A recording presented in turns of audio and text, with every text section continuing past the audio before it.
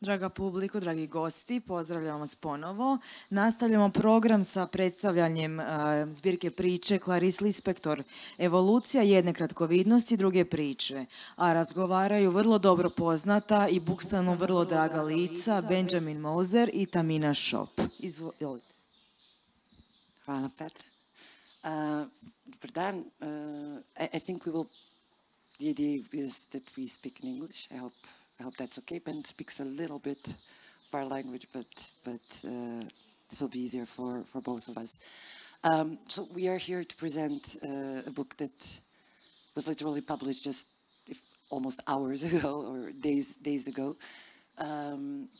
It's a selection of stories by Brazilian author Clarice Lispector. She is probably, and I don't think it's an overstatement to say this, one of the truly great authors of the 20th century. For quite a long time, pretty unknown outside of Brazil, even though in Brazil she's more than famous, she's adored. And to a large extent, it is also due to Benjamin's work that her writing and her books are now truly becoming known across the world. She has been translated into numerous languages. And just a short presentation also, so I'm certain most of you know who Benjamin Moser is. He has been here before with his biography, presenting his biography of Susan Sontag, published by Book in 2009. 2 years ago. Just 2 years ago. Yeah.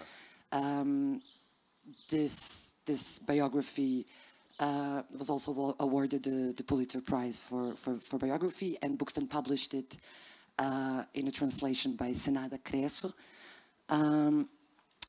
Ben has also written a beautiful biography of Clarice Lispector that you can also find in English, hopefully one day in one of our languages as well, called Why This World? And it's previous to Susan Sontag biography, so it was originally published in 2009. He's an author, a translator, a true a great knower of Brazilian literature and of Clarice's work especially. And he's currently in charge of editing Clarice's complete works, so the translations of the complete works of Clarice Lispector into English. I don't know if it's not complete yet. It will have 11 volumes. Almost, and one of them is translated by you. Well, a lot of them. A lot. Yeah. So the complete stories of Clarice Lispector, this edition that Ben has prepared and worked on, I imagine for a very long time, was published also in Brazil and in the United States with Ben's coordination. And the book that is before you today is quite a short selection. I was hoping it will be a bit longer, of some of these stories. So Clarice was born in 1920.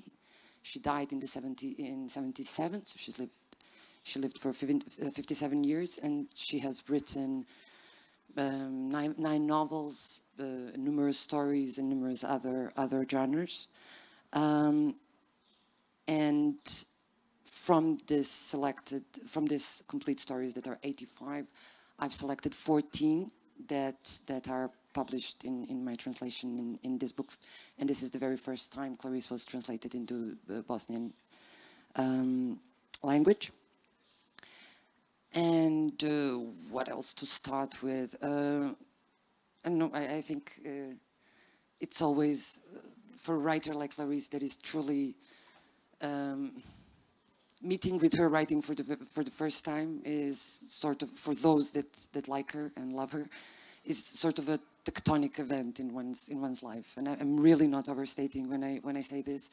I can't think of another author I have ever read that, as we say in Portuguese, mexeu tanto comigo, that has moved me so deeply or so much. It's truly an event. So maybe we can start by just sharing how we met Clarice, what happened for the very first time. Hi, thank you. It's very hard to explain. We were in America doing an event in Boston about 7 or 8 years ago with a lot of Brazilians who came. And there's, you do an event like this and people have questions and they say, how did you meet Clarice Lispector or something like this? But in this instance with Brazilian readers, everybody gets up and they tell their story. So it's like a conversion. So it's like a religious moment for people. And it's hard to, it sounds stupid. I mean, it sounds almost not believable if you haven't had this experience, if you haven't had this moment of meeting this person who's been dead for 40, almost 50 years, and who writes in another language and who comes from a completely different society, and yet she seems to know everything about you in this incredibly spooky way. And people say, when you travel, they say, if you go to, you go to Ireland and they say, oh, is it like Joyce? You go to England, they say, is it like Shakespeare? Is it like this? It's like, it's difficult to compare to any other experience because it's really, first of all, an emotional experience. And I had met her just briefly. I had gone to high school in France and I came back to America for university and I thought I would study Chinese because I had been in Europe, and I knew some European languages. So I thought, okay, I'll study Chinese. So I studied Chinese for like 10 days. It was really, really hard. And I thought, forget this. This is ridiculous. And I'm just going to do something I can actually learn. And I had to study a language. So I ended up studying Portuguese only because of the coincidence. It was the same time as Chinese. And you do these things, and sometimes it leads to something, and sometimes it doesn't. And then in the third semester, we started reading small little books. Like not really, actually, it was The Hour of the Star, which unfortunately, maybe that'll be the next one you can do. It's a fabulous book. It's shorter than this, actually. It's about 75 pages. And Clarice writes this book as she's dying. And I could hardly read the language. I could read half of it. Actually, it's about what I could read of Serbian now. It's about, I get what it's about. But I felt this incredibly powerful shock. And I thought, who is this person? And so that's 25, almost 30 years ago. And I'm still here talking about her. And I'm very excited, thanks to Tamina and thanks to Damir and Buybook, that she's now available in your language. I hope that it'll be maybe just for a few people, but for a few people is how it begins. It'll be a real revolution in your lives. I'm not exaggerating. You can agree. You understand. There's something that happened very recently. So I always dreamed of translating Clarice. It's one of those things that you read and you think, I don't have the guts to do this. I'm not gonna. I can't do this. It would be too much for anybody. But at the same time, there's something magnetic, and you always go back to it, and you always try and try. But I even had some translations that I kept for me. I've never shown them to anyone. And then one day, Damir Razunovic called me a couple of years ago with this proposition to start working on Clarice's translations, and I was like, yeah, I don't. I work very slow. You probably don't want to. I found all this I didn't. Not that I didn't want to do it. There's nothing I wanted to do more, but I just didn't have the guts. And while I was translating, and I don't translate full time, so I would often translate in till 6 in the morning and in crazy hours. And while I was translating, so I live in Porto, in Portugal. I was invited by a very small bookstore in Porto that organizes readings and just meetings between readers for a small reading of Clarice's stories with 2 other Portuguese poets. And it was truly what you're saying. It was a religious conversion experience. So we started, it was like 40 or 50 people in the audience, or something like today, which is always a miracle, just people getting together to speak about literature. And the stories are not easy, even when you read them on your own. Reading them out loud, it's very, very, very difficult to keep track. And we started reading, and a third of the audience just elegantly left after 15 minutes, naturally. And after a while, the rest of the audience was just like this, and we kept going and going. We even read Ovia Galinha, which is one of the most experimental, crazy stories, and they were just completely glued to us. And then in the beginning, in the end, I read one of the stories, and I was still working on it, and I had a little doubt about a particular thing, because I had huge hours of getting in fight with my Portuguese boyfriend, because I thought it meant one thing and he thought it meant a different thing, and I wasn't sure. So I thought, okay, I have 30 people here listening to the story. Maybe I can ask them what they think. And we stayed for the entire evening, for hours after that, just talking. But like, I would take out the book and just start reading my doubts and the parts that I didn't know, and people would just, some of them that knew Clarice's work very well, others that heard it for the very first time. Nobody wanted to leave, and in the end, some of them proposed to me, like, can we make this a regular thing while you're translating? Can we just meet up and talk and help you? And it's so beautiful for everybody. And it was so weird, because normally these things and a work of a translator, it's a very, very lonely work. You're always on your own.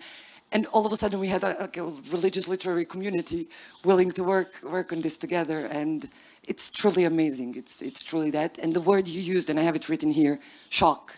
I think it's the best word to describe this, not just the first contact, everything that comes after as well, but it's truly shocking. Like, her work is truly a shock, and I think the reason for that is that not only in her grammar and in her syntax and in the themes she writes about, there is something that is so courageous or daring, or there's a nerve she has that no other writer I know has. It's pure audacity to speak about things that, some of them that nobody speaks about, but in ways that are so internal to us and so way we think and feel, and yet we've never seen them described. And there's so many moments in her writing where I think, like, how is it possible? How did you dare to do this? And how is it possible that it works? And it's often really obvious. This is the secret of Clarice. She says things that are so obvious that you would never actually think to say it. And this is kind of magical, that how you can say things that, because a lot of literature, including hers, you know, it's often about making things either complicated that seem simple, or it's making things seem simple that are actually complicated, you know, trying in some way to change how the reader experiences some form of reality. In her case, she says these really direct things. And it's funny, we were talking when Tamina started about Clarice writes in Portuguese, which is a Latin dialect, as you know. And in Latin, you have what you have in Serbian, you know, padezi. And you don't have them. They disappear in the dialects that become French and Italian and Portuguese. And yet, you have this potential for moving things around in a sentence that we can't do in English. But you know, you don't have the case endings, but you have the rest of it. And when you're translating her, you realize how daring she is, even on the level of language, how she says things that absolutely nobody would ever say. But so you can say something really obvious, but she says it in a way that no Brazilian would ever say. And this is why she always struck Brazilians as a foreigner in her prose. And in fact, she was a foreigner. She was actually born in Ukraine in 1920.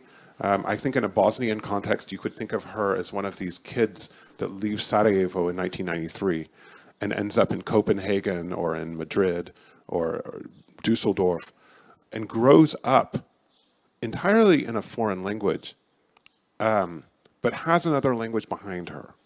So she has this culture of Ukraine, of Yiddish, of Russian, of Ukrainian, all behind her.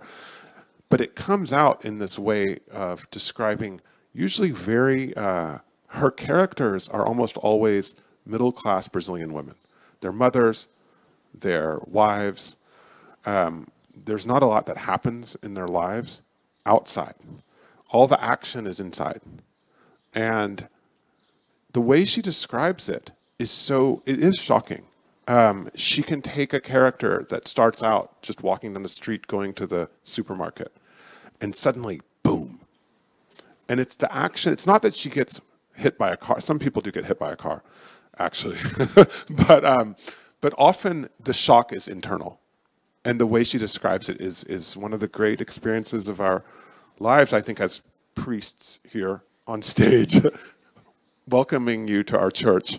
It is really something that is a rare experience in any form of art. It's almost like sometimes you might hear a song on the radio that you can it's not even on loud enough, but you think, who is that singer? You know, and that's the experience, I guess, that and we're not the only ones. I mean, I'm glad, because you feel like a freak a little bit sometimes, but it's quite a lot of people, and we're very happy that it's growing.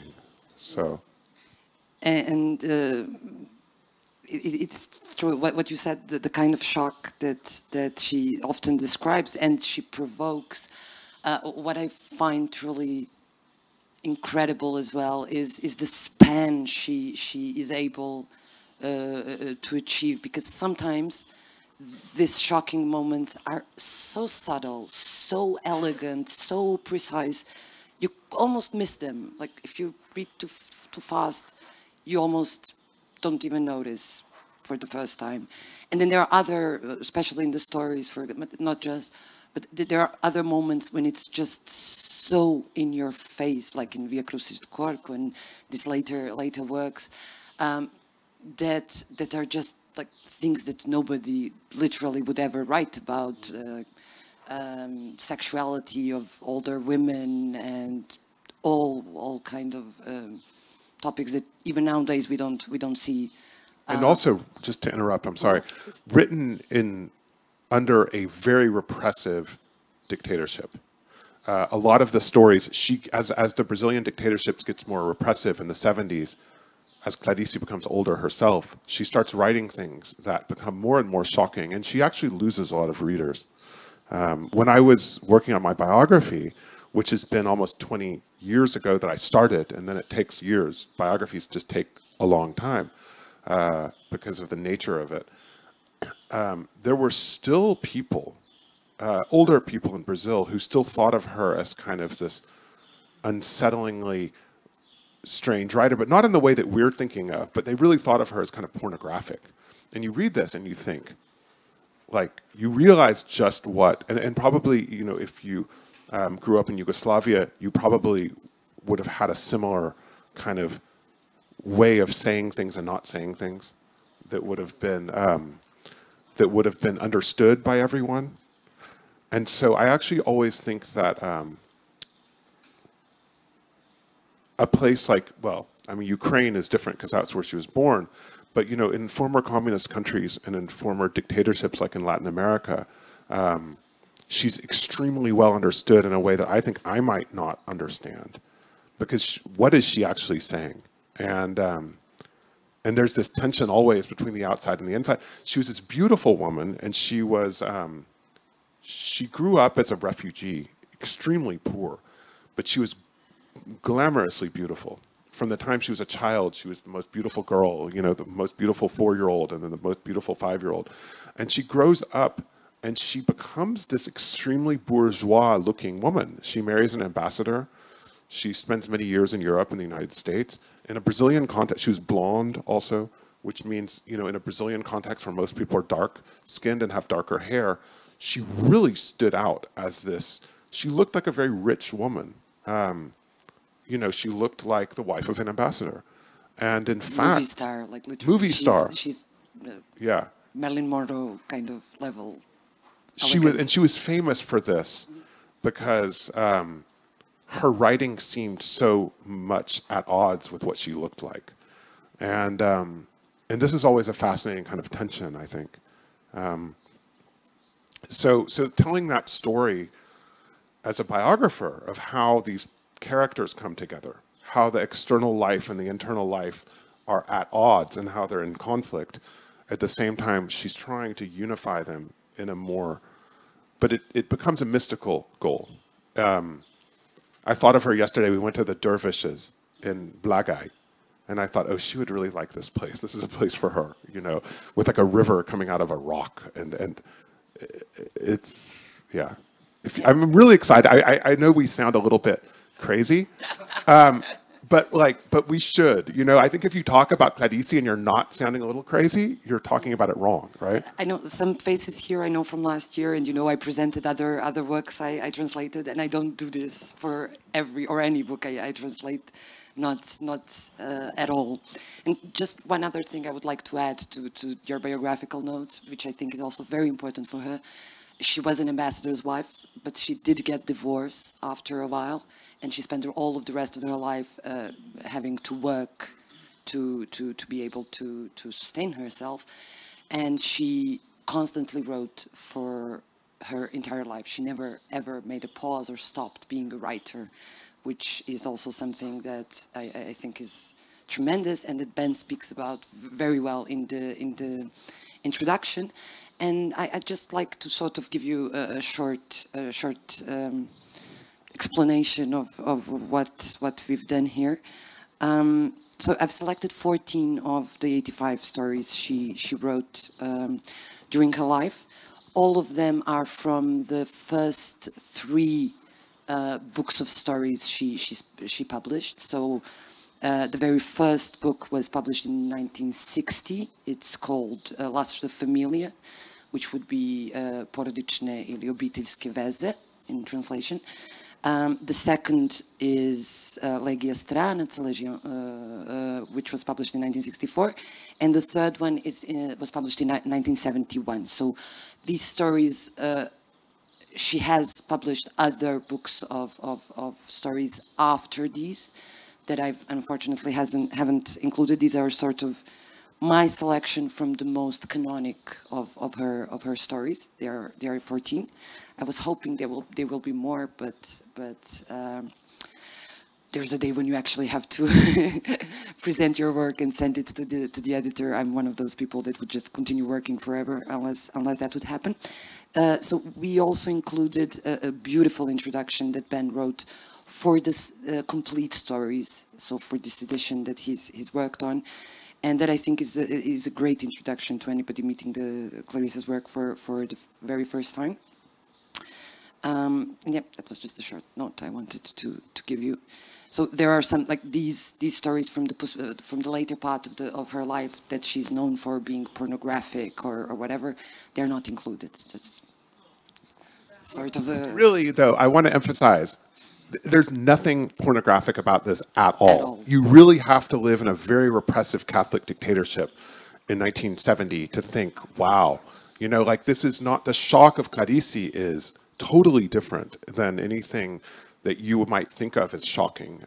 You know, shocking, we often think about, you know, horror films or things associated with sex maybe or something like that. But this is really shocking in a much deeper way. And when I was writing the book, the first book, you know, the biography, I realized as I went into her life just how shocking it was. And one of the things that Tamina mentioned is that I write about in the preface as well, is how rare it was for a woman to write in that way.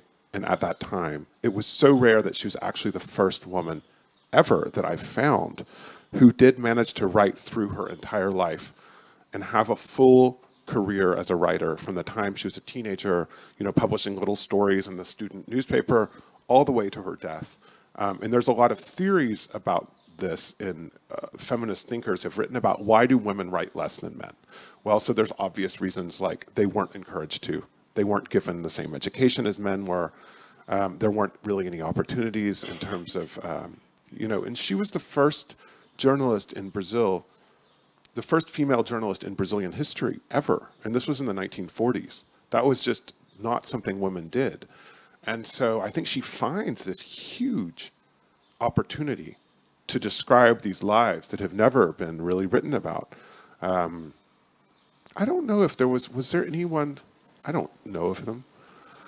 Were there any Yugoslav women writers from that time who had that kind of career? The 40s? I mean, this is really recent. You know, Dubravka Ugrešić, but it's posterior. I don't know. No, she's much posterior. Yeah. So.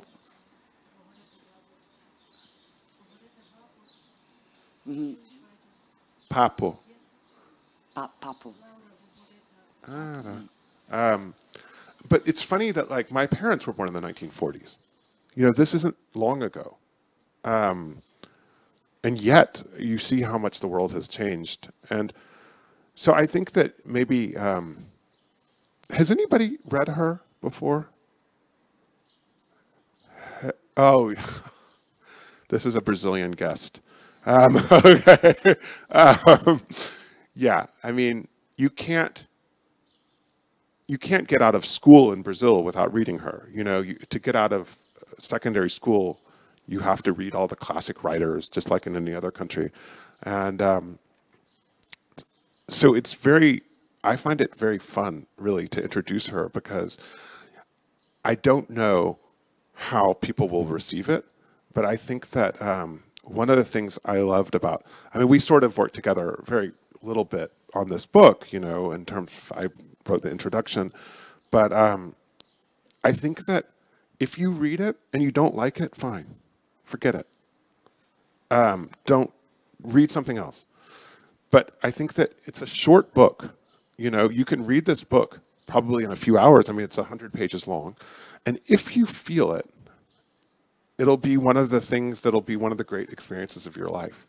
And so I feel like, Hvala Tamina, it's a great gift that you've given to people in this language to discover something that is really one of the great experiences. I don't know if maybe we can also open the discussion to the audience, or if nobody ever read Clarice, if there's anything you'd like to add. There. I think you'll get a microphone. Okay. Thank you. I feel baptized into your religion. I'm totally in. Well, the reason I haven't read Clarice yet, because I was waiting for the right translation. There is a translation in Croatian that's older, and I don't say it's bad, but there is a certain doubt when a great author like she is presented in my language. I can read it maybe in English, maybe even in Portuguese, just every third word, but not to get to the real context. And so thank you. I'm really looking forward. I remember last year when you said Clarice Lispector, and she was on my list for the whole year, and I was like, okay, I'm going to read it now. I have to read it before coming to Sarajevo. No, I don't trust the translation. No, you read it. So I was really happy to see it in a translation. And I wanted to ask you about the position of the translator. Do you feel, I mean, you're in the middle of Portuguese, knowing the things you can say, and at the same time knowing the things you probably cannot say at the same way you can make the effect. And at the same time, I am reading Clarice, but I'm also reading you. Do you feel like the other of the text or the inside of the text? How's that position for you? So just to give some context for the rest of the audience, last year I had the great pleasure of not just participating in Bookstand, but also giving a short workshop on literature and translation to a group of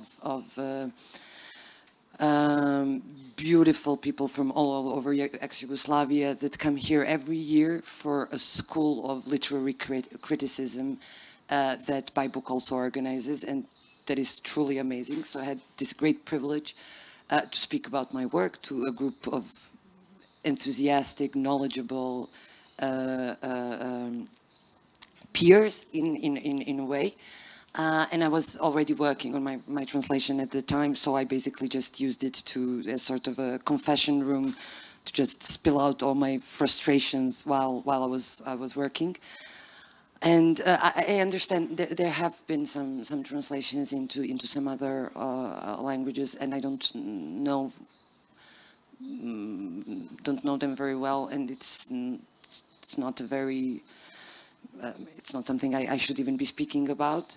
What I can say is that it's truly one of the most amazing and frustrating experiences of my life, because when you translate like a normal writer that doesn't do anything weird, that doesn't do anything strange, it's just, things just flow. But when you take up a challenge of a writer that literally in every sentence or every third of second sentence breaks every goddamn convention of Brazilian Portuguese or anything, and plus to add to this, even though I read a lot of Brazilian Portuguese, I am based in Portugal, and it is the same language, but there are significant differences as well.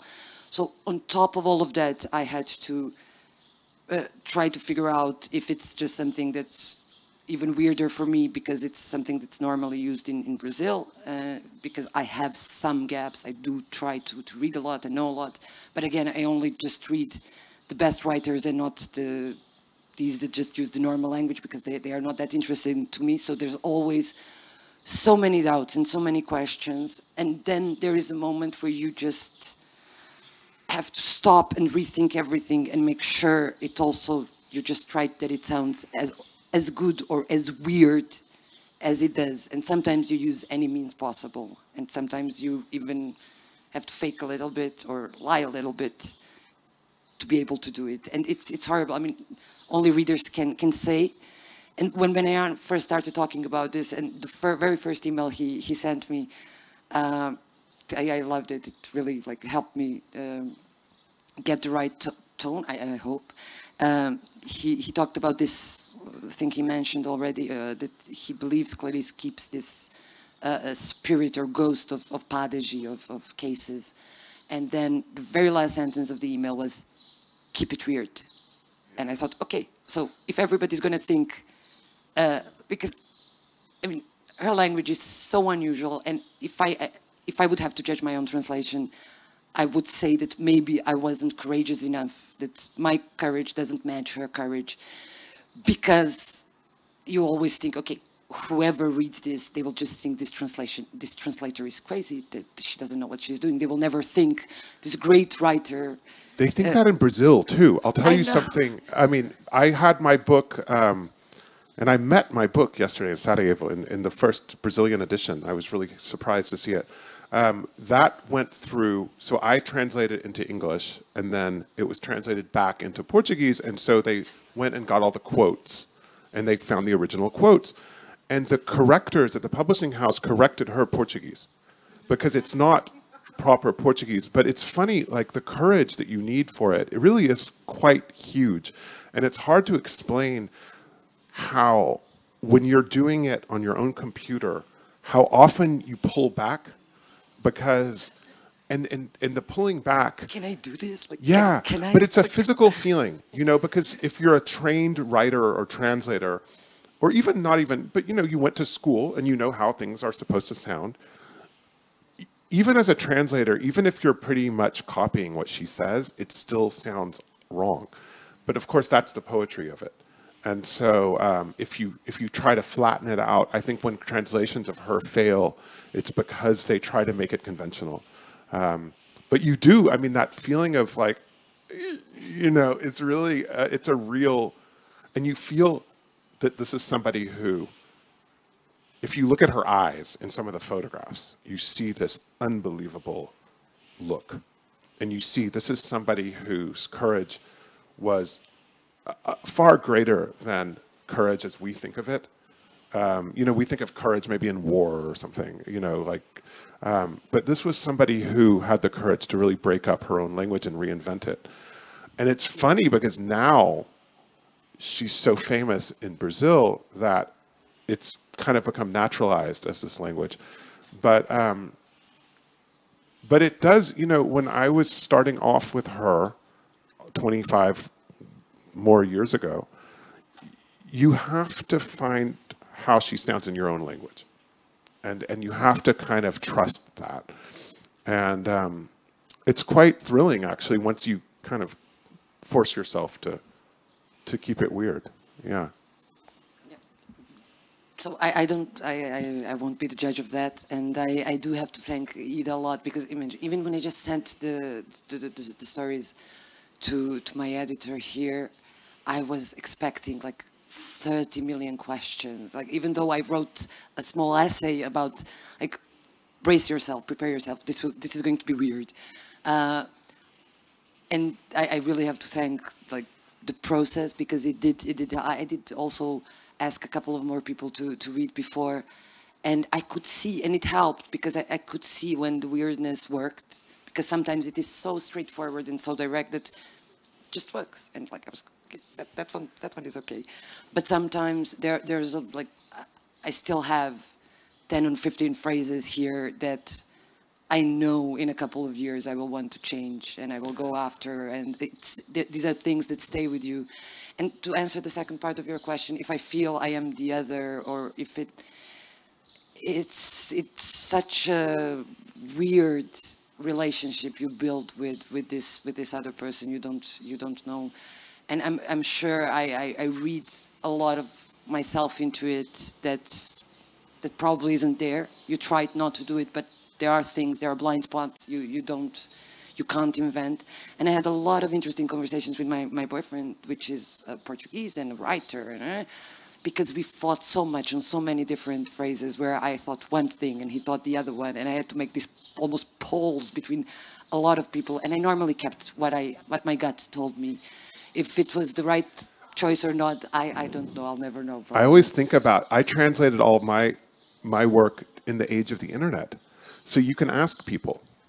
And what's funny is you think, oh, I'll just ask a Brazilian. Well, you ask one Brazilian, they say one thing, another person says something totally different. And if they're Portuguese, it's going to be even more different. And you also start, often, not everything she says is that strange. You know, sometimes it's totally normal. She says hello, and it's hello. But because enough is not that way, you think, what does she really mean? You know, is that really hello? And you start, and that's when you start going crazy and thinking about it at night. And I have some friends over the years of doing this, a little committee of Brazilian writers and friends. And I have a little group, and I'll send it to the WhatsApp group. And you'll get all these totally different answers. So it kind of comes down to just trusting yourself to follow whatever it is. And knowing you will fail. Yeah, that's okay. In certain moments, yeah, or in many, and that's yeah. fine. You have to live with it. Yep. Does anybody else have any questions?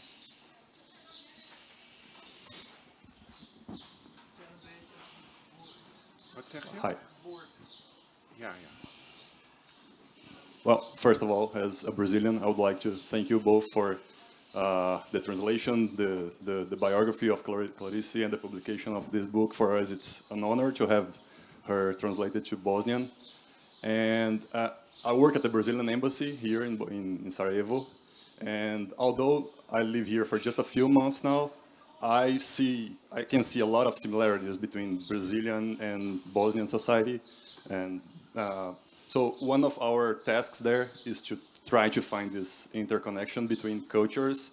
So I would like to know a little bit more. You started talking about because she was born here in Eastern Europe and then moved very young to Brazil. And you mentioned the influence of the language in her growing up in Brazil. But I would like to know if you see any more similarities or things that, like Eastern Europe flavor in her work, or that you can all delve into that, so that that may also help us at the embassy to try to find these similarities as well and foster them. So, well, can I just one thing that's very specific to Bosnia is the circumstances in which she's born. We were in what's it called, Počitel, yesterday, and my partner is Dutch, and we were speaking in Dutch, And this guy comes up to us and says, "Oh, you're Dutch," and looked like a completely Dutch guy, blonde, tall, you know. And it turns out he's born in Srebrenica. And he was born in the compound, which was under Dutch protection, quote unquote. The protection, as we know, didn't go very far. His mother was pregnant. He's actually born in this compound, and he goes to the Netherlands as a child, a baby, and grows up in the Netherlands. And comes back. He actually married a Bosnian woman and comes back every year. Clarice is born in Western Ukraine in 1920, which is one of the worst times and places to be born in any part of modern history. I mean, it's an unbelievable story. Her grandfather's murdered. Her mother is raped. Her father is completely ruined. They go to Brazil as absolute refugees. Just like you see these people on the trains from Ukraine, or just like you saw the Bosnians putting their children on buses. You know, in Sarajevo, never knew if they would see their children again, often did not see their children again. So she has this experience of war and refugee history. It's very different. It's something that Brazilians don't really understand, because that's not an experience. Brazil has all sorts of its own social problems and stuff, but they're different. It's a totally different experience of having this kind of experience of being a war refugee. And the other thing that I found really interesting when I started writing the biography is she's Jewish, and I'm Jewish. And actually, my grandfather was a refugee from Germany who came to America in 1938. So I sort of know how these people talk. I know, and when I would go in Copacabana, you know, which is a neighborhood in Rio, and I would interview old Jewish ladies, especially her relatives who were from the north of Brazil, from Pernambuco, which has a very specific dialect. You know, you hear it. You hear Recife as soon as they open their mouth. But they were like Xerox copies of my grandparents. The language was different, but the culture was the same. Their parents, so, you know, my parents got to Texas, their parents got to Pernambuco, but they were basically the same people. You know, they came from the same villages. And so there is a real connection, I think, between Bosnia and Clarice. And also the Jewish experience that was just it was a very horrible experience. And it made appearance, you know, which I write about in the introduction, it made conformity very, very important. Because if you conform, you're safe, right? You don't look weird. You're not in danger. This is what gay people do a lot. You know, gay people, especially as children, try to be normal, you know, try to not look too gay. Jews do this a lot. I'm sure that, you know, it would be an experience that would be familiar to a lot of people in post-Yugoslavia. But then you know about your difference inside. You know you're not really this person that is presenting this outward conformity. So, I mean, these are not little things, but there are certain things. I think what really the great glory of Clarice, when you're a translator, you take a book out of a context. You take a book from Leme or Copacabana and you bring it to Sarajevo. Totally different societies, totally different peoples, totally different languages, histories, religion, everything's different. And yet, if it's worth doing, it's because it's something universal that speaks to everyone. And that, I think, more than any other modern writer, maybe, Clarice does that. I mean, Clarice, she always insisted in saying she's only a Brazilian writer, and she never, and she's certainly very Brazilian, but I think in her writing it's completely irrelevant. I don't feel Brazil in her writing. It is so universal and such basic human experiences that I can't imagine a culture or a person in this world that if this person is not minimalist, doesn't have a minimum sensibility for these topics, couldn't communicate with her work. I absolutely can't. I think it's a level of universality that actually even few writers achieve. Yeah. Yeah, most writers die when they die, or sometimes before. They do, because their work might be really good, but it might be really specific. It might be about, I saw a book about the Stadi Most in Mostad. Okay, so that's good. That's interesting for Mostad and for Bosnia. It's not really interesting for Pernambuco, you know. And by the time you take something out of its context, it's often lost. But the great writers are the ones that speak to everybody, and they speak across generations and nations and nationalities. And I'm so excited. This is such an unusual experience, actually. I did this when I first started publishing and translating Clarice 20 plus years ago. I wrote a biography about a woman in my country that nobody had ever heard of. And so I would do these kind of events like this where I would have to say, like, believe me, she's really great. And then there was nothing available for her to read. I would just say, okay, well, I guess you have to learn Portuguese. But of course, like, that's pretty unusual that people are going to actually learn a whole new language just to read a book by someone they've never heard of, you know. But now it takes me back to that time where we were really like the first evangelists, you know. I think we also had another question, no? I just had a quick question. I'm not familiar with her work, but thank you. I'm not familiar with her work, but now I suppose I will be. I'll try to read. I'm just curious if you know whether she's popular and known in Ukraine or not. Yes. Well, so I have a story about that. I'm very proud of this. Just allow me a moment of bragging. I was at the Salon du Livre in Paris, which is the big French book event of the year, where all publishers come from all over the world. And this was about 15 years ago. And I had just published the book in English. So I looked around. I said, where are the Ukrainians? And this was when Ukrainian publishing, I'm sure you know that most Ukrainian publishing was in Russian until about 10 years ago. Russian was the language of culture, of education. And so there were not that many publishers in Ukrainian language. It was starting.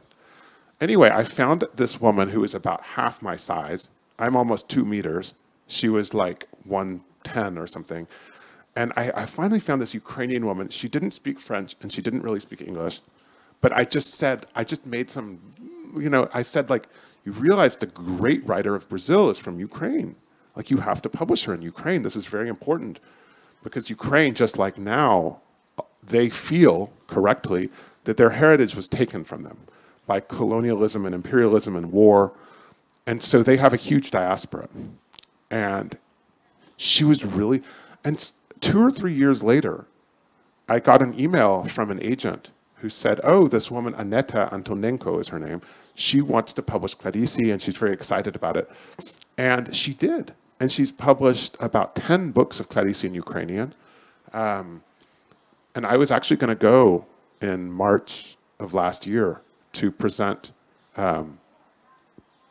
both Susan Sontag and Clarice in Ukrainian. And then, Deu no que deu. How do you say that in Serbian?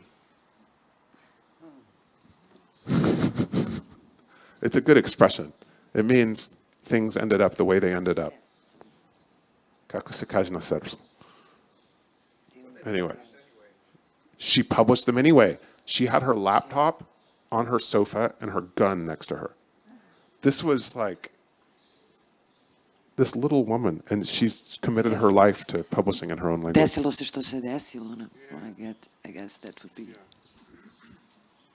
It's better in Portuguese, I think. Yeah, it's a really good expression. Yeah, yeah. I don't know if we have any. We still have another question. Hi, I'm Carolina. I'm Brazilian as well. Thank you for translating this to Bosnian. Like, she is one of my favorite, and I feel hugged right now because I just arrived in Sarajevo, and like, Clarice is probably here now, my most ancient friend. So I really feel hugged. I'd like to push you a bit forward about some challenge you have in the translation. Do you have an example to bring to us? Like something that you got stuck on? I got stuck like in every second sentence, so that's not like it took me a really long time. I normally work very slowly, but it took me a really long time. And then there are entire stories that I just translated and then rewrite, retranslate like completely. And then I have this system where I often, even while I'm working, I write like 5 or 6 different versions of a sentence. And then I read them out loud, even to other people, or to try to understand how it works. So I'm like, I have a lot of issues. And then working with the editor, sometimes like they point out places where they just think it's not working out, and I have to either defend myself and Clarice, or just myself, I don't know, or try to find a different way or a different version to say. But I guess. The very last sentence of this translation, which is the story, it's called História de Grande Amor, which is a story about a little girl and her chickens, female, so that's hens. Hens.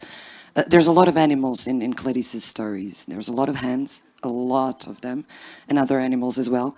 And the very last phrase in Portuguese, it's a rapariga era ser feito para amar até que se tornou rapariga e havia homens, I think. So there were men. In English it would be, this girl was made for love. So she was a creature made for love until she grew up, and until she became a young woman. And there were men. And I had a lot of issues and 10 different versions. And I kind of like, I know that this is not what she wrote and what's there. So I translated it. So I completely added something that's not completely, but that's not exactly there, because all of the other versions that I had that were literal, everybody would just be like, you can't, it doesn't work, you can't do this. And it didn't, even though it was Clarician, and that's what she meant, it just didn't work, because we don't use the verb to be in the same way. So, but I had so many difficulties. I mean, it's all difficulties and pain and very little glory, but a lot of pleasure as well. I have to say, like, it is this kind of work that keeps me sane, and it's truly one of the few pleasures of my life to be able to work on things like this. Yeah, if you're a language person, if you love words and language, it is incredibly fascinating, and it's so stimulating mentally. Like it, because so much work in life, whatever your work is like sending an email and doing this, and to get to be in the presence of somebody who thinks about language on that level, and who thinks about life and death and love, and really nothing else. I mean, that's sort of, she's focused on this. It's why she dies really young, I think. The intensity of the concentration is so much that you realize I think you realize that this is somebody who couldn't have lived longer than she did. She's like a flame that just burns out. And actually, as she grows older, the work becomes even more brilliant. You know, the last stuff that she publishes as she's almost dying. The first book that I read, The Hour of the Star, I didn't even really know Portuguese, and I thought she was dying. You feel that she's dying. You feel like this is somebody who really will go too far, and does go too far, and dies as a result of this work. But for us to be in the presence of that sort of spirit, it's so much of what we do in life, whatever it is, you know, we do it because we have to. But this is... Yeah, and it truly is like, I was, it's like when you, like the first days when you fall in love, but it lasted for months. I was half crazy. Like I would be at home. I often worked at night until very late hours. And then I would realize in the morning, my boyfriend would say, you forgot to close the windows, the doors. You left I don't know. I was completely dream walking through everything that was real life, and just like completely taken. And I am still translating more. Like I have no idea what I will do with it, but I just can't stop myself. I can't stop myself. I keep working, and it's truly like one of the most satisfying and crazying, not the word, but like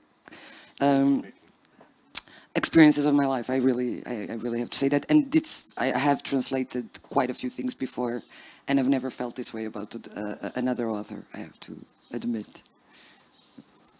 Thank you all for your